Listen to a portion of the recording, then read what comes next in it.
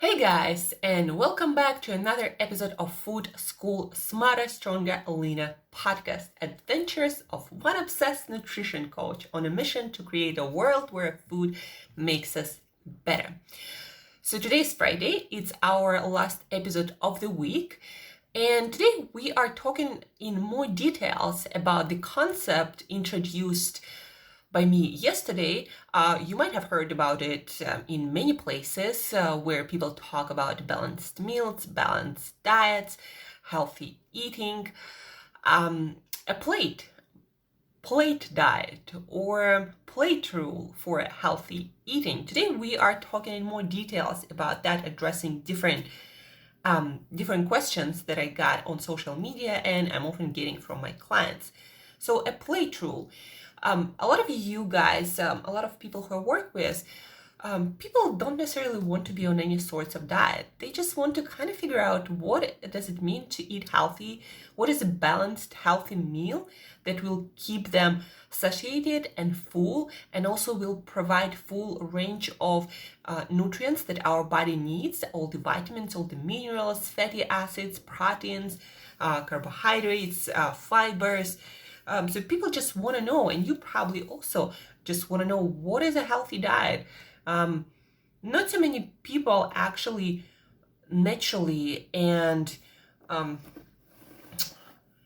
really enthusiastically want to be on a keto diet or on a paleo diet or any other diet. People just like to have some sort of system that helps them to make choices easier. Like when I work with my clients, a lot of them, after we work together, they will say, well, now I just know what to do. Like when I go to a store, I don't wander around thinking, what should I eat? What is good for me? What is good for my body? Like, da da da da. No, at the end of our coaching, people know what works for their body and what to buy. And that saves a lot of time, a lot of mental energy on decision making. And also very often a lot of money, because now you don't buy all this shit that doesn't even work for your body and makes you feel like crap. So saving mental energy for decision making, that's what a lot of you might be looking.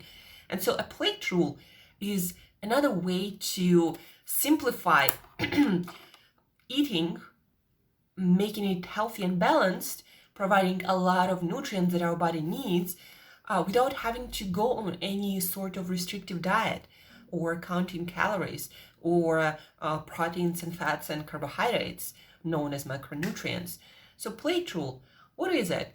Especially guys, now during quarantine, a lot of you might be facing this issue with just more fat in our body because we're not moving all that much and we are by our fridge almost the whole day. And there is a lot of food there and our brain likes food. Let's just admit that. So it's for a lot of you, I know, for myself too, it just got harder to not eat, to manage our eating habits. And we talked about fasting this week, how this is one way to manage our eating habits. But then when we eat, what do we eat, right? What is good for us? What will keeps us full, but also not going to be boring and we're not going to be starving. So plate rule. Basically what it means, we talked about how it's important to have meal time, not snacking all the time. So 3 meals a day. And for every meal, you're going to have a plate of food. So choose your food, choose your plate depending on your size. That's my recommendation. So if guys, don't go for a small plate, go for a bigger plate, but make sure that you follow this rule. So choose a normal plate. I choose usually bigger plates because I do put a lot of vegetables on my plate. And that actually helps you to keep satiated, to get a lot of vitamins and minerals, and to eat less by eating more, but more of the right stuff. So choose a bigger plate. And then imagine this plate, and it's divided into 4 equal parts, this cross in the middle. And so 2 of those 4 parts, or half of your plate, are going to be occupied by non-starchy vegetables, as we talked before about. And you can Google the list of non-starchy vegetables. Diabetic Association, they have actually a pretty good list of those. So you can have them raw, you can have them cooked, and that section, it can be increased. Like this is where, guys, actually you can allow yourself to eat more. But keep in mind, don't put more non-starchy vegetables and then put a lot of olive oil on it. That worse, olive oil is good for you, but if you put 300-400 calories of it on your plate, then weight loss, if that's the thing that you also want to work on, is not going to happen that easy. So those are still calories. So half of the plate, those vegetables: broccoli, Brussels sprouts, spinach, Swiss chard, bok choy, collard greens, raw carrots, beets. What else there? Like there are so many of those vegetables. So non-starch vegetables, tomatoes also go there, radishes, all of these foods they go on this half of the plate. Non-starch vegetables, colorful and green, cooked, and your salads go there also. Then the rest of your plate, half of that the other half, quarter of your plate or half of the half will be occupied by, in some variation, I recommend to focus on one group at one meal. So it can be occupied by starchy vegetables like potatoes, sweet potatoes, yams, different other kinds of tubers, cooked carrots, cooked peas, cooked corn. It can be occupied by beans, lentils. Those are also starchy foods. They are higher in plant protein, but they also have quite a lot of starch. So this is also starchy food. That can be also occupied by whole grains if you prefer that. Just a lot of people having troubles digesting properly those grains. Just make sure they're whole. So that can be rice, that can be quinoa, that can be buckwheat, that can be any of the other whole grains. Just make sure they're whole when you look at them. That could be also actually oatmeal if that's something, but make sure that it's not with sugar, not with anything, just real oats cooked in the way they're supposed to be cooked. No sugar, nothing added, not processed. So oats can also go there. Or you can also put fruit there. If, for example, in the morning, like I often do, especially in summer, you feel like some berries or some fruit, then that 1/4 of the plate can be fruit, fresh fruit or fresh berries, or frozen. Frozen is also good. Try to stay away from canned and dried and processed in any sort of jam or juice or smoothies. The reason being, guys, is if you want to maintain maximum satiety and slow down the absorption of sugars in fruit or any other food, you need to keep the food intact, because that will take longer to digest and that will ensure more balanced release of blood sugar, and that will ensure less cravings and hunger afterwards. So you always want to go for whole or at least frozen foods. Frozen fruit, like frozen berries, for example, are also a great option. But again, try to stay away from canned fruit or what else? Juices, dried fruits, any sorts of like jellies. So just whole thing.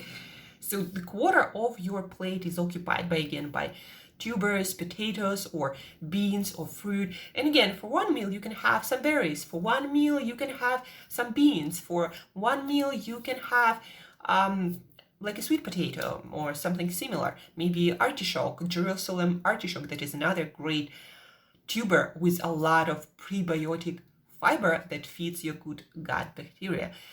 And then the last quarter of your plate occupied with protein, whole food protein, natural protein. Like put 3 eggs there. That's going to give you about 20 grams of protein total. Or you can put some fatty fish like sardines or salmon, or you can put some beef or chicken or some liver or other organ meats. So anything protein rich goes there.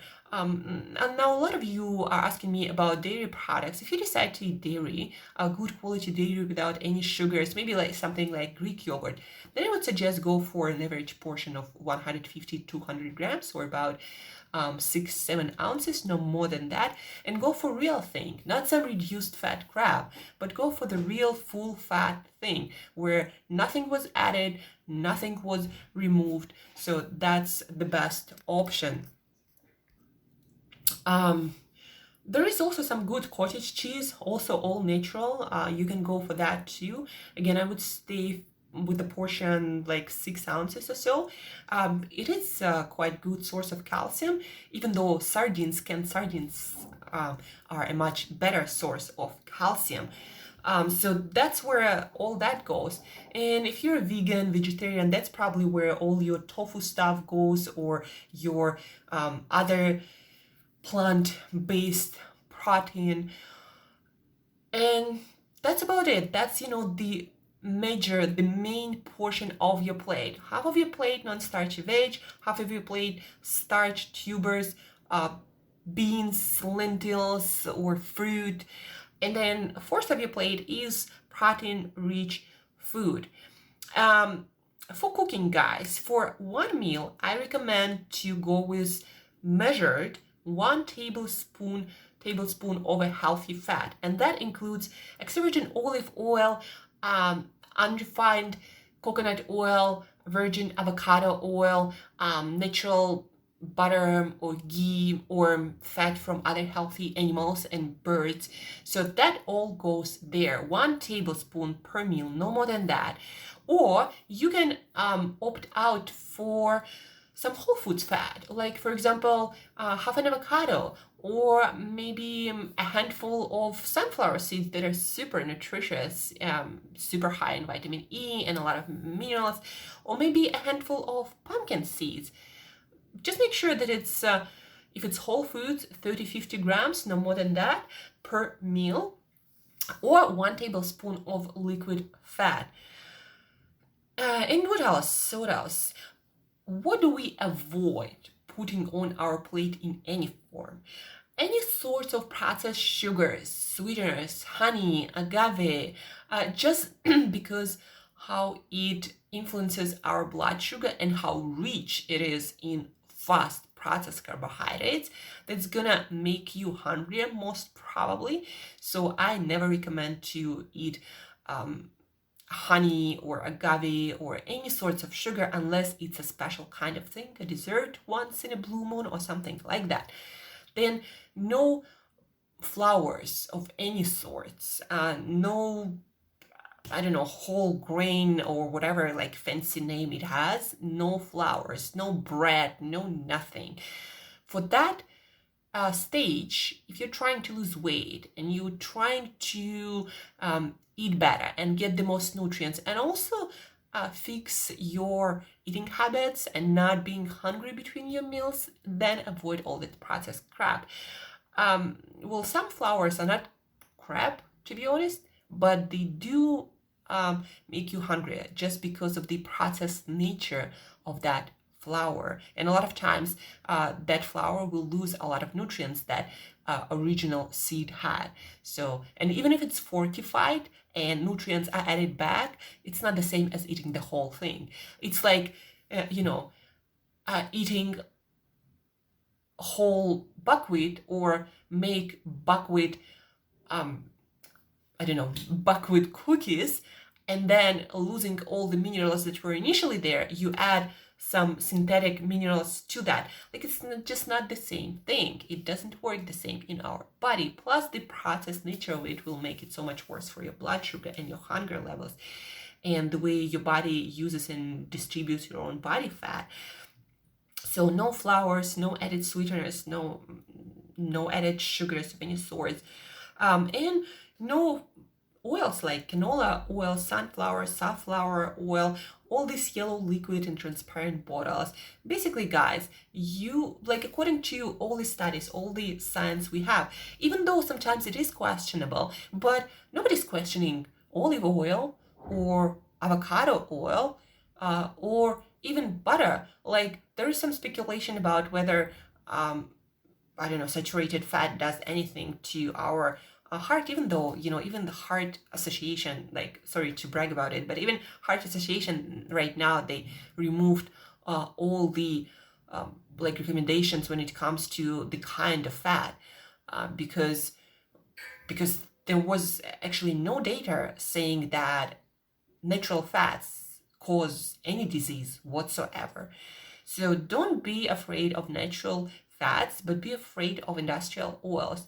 So anything that is made from, again, cottonseed, corn oil, canola, sunflower, safflower, soybean oil, like all those oils are not good for you guys. So again, stick with extra virgin olive oil, avocado oil, real butter, real ghee, or things like maybe duck fat. And that's it. And do it consistently for a month, or for the rest of this month. It's May. It just has begun, for 3 weeks maybe that we have left almost. Do it for 3 weeks, because consistency matters. And for your mental and emotional health, guys, don't focus on the number on the scale, or that you can't really fit perfectly in your jeans yet. Don't fixate on any of that, but instead fixate on your practice. So let's look at today, and today is a new day, and commit to practice. Just do the practice of plate eating the best you can. And then do it the next day, and then the day after that, and just focus on doing the practice according to all of these rules, and soon they become like a second nature. And by the way, guys, it's fun, because yeah, you have your plate, you have those parts of the plate, but then you can experiment with so many different foods. You can put so many different vegetables, or fruit, or berry, or today you eat fish, tomorrow shellfish, the day after organ meats, the day after chicken, the day after, what else? Like turkey liver that I got today, actually, that's what I thought about it. Or goose, or sea snails, or shrimp. But like, there are so many things, there's so much variety, guys. So you have your plate, but you can experiment so much. And for your fats portion, for example, today you have sunflower seeds, tomorrow you have pumpkin seeds, the day after you can have peanuts, the day after you can have cashews, the day after you can have something else. You can try olive oil, macadamia oil, extra virgin walnut oil. There is so much variety, and you can have so much fun, and at the same time lose weight, feel better, have better health, more energy. Like, it's amazing. Instead of eating some crappy cookies that all kind of the same, made of corn, sugar, some flour, some weird fat and preservatives, and a lot of it just gives you, at the end of the day, just sweet taste, and that's it. It doesn't have really complex flavor profile. Like, your taste buds are bored with all this sugar, and you don't even taste anything anymore. Whole foods that I mentioned have much richer flavor profile, and you feel like you're a gourmet eater after a while, like I feel often when I'm getting something like turkey liver. Anyhow, guys, so plate rule. If you have any questions, feel free to reach out via social media, any platform, Instagram, Twitter, Facebook, or my email website, createyourself.today. That's where you'll find my email. So reach out if you have any questions. Or one other thing I wanted to mention. Some of you might want to have something lighter for breakfast, or maybe like a smoothie. Well, if you decide to do smoothie, make sure that it still has 3 ingredients: fiber, fat, and protein, to keep you satiated till your next meal and to keep your blood sugar more or less stable. So make sure that most of your smoothie is greens and vegetables, not some fruit. Add some berries to that. Berries is your best fruit. It's full of antioxidant more than any other fruit, and it has much less sugar than any other fruit. So add some berries, or maybe have a banana, but focus on greens. So that is your fiber. Then add some protein. If it's a smoothie, obviously you would probably add something like protein powder. Make sure it doesn't have any added sugars, and it's something good. Like, my favorite is Garden of Life unsweetened protein. They have the best product, hands down. The price reflects it, but believe me, guys, it's worth it. And then fat. don't forget to add some source of fat. That might be half an avocado, a handful of hemp seeds or hemp hearts. That can be, what else that can be? That can be actually like a tablespoon of coconut oil that goes really well in smoothies. You can even add some natural vanilla and make it almost like dessert if you like the thing like that. That might work. Not for everyone. And I still prefer you eat whole foods and chew your food. But if that's the option that works for you, then try it. A lot of greens, maybe a cup of berries or half a banana, and then protein powder for your protein so you feel satiated, something like Garden of Life or other plant-based protein, and some sort of fat like half an avocado or tablespoon of coconut oil. That's another smoothie option for breakfast. And guys, this Saturday, I'm actually doing a workshop, and reach out if you want to be a part of it. It's going to be cooking with just a handful of people. We're going to be cooking a nutritionally balanced meal for our plate. Like, you actually going to learn how to cook really simply, really fast, one of those plate meals, and it's gonna be in the oven. So we're gonna put all this stuff in the oven, do whatever we need to do, like take a shower or talk to each other on Zoom while we do that, and in about 15 minutes our meal gonna be ready. And total prep time gonna be no more than like 20, maybe 25 times if you prep your vegetables slowly. So that's gonna be fun. It's gonna be 11 a.m. Eastern, so reach out if you want to be a part of it. It's probably I'm gonna put a price, maybe like $10-15, no more than that. But it's gonna worth it, and you're gonna learn how to cook for your plate. And that's it, guys. Thank you for tuning in. Thank you for listening. If you have any questions, feel free to reach out. I'll be happy to help you out. And as usual, till next time, enjoy your weekend and eat better daily.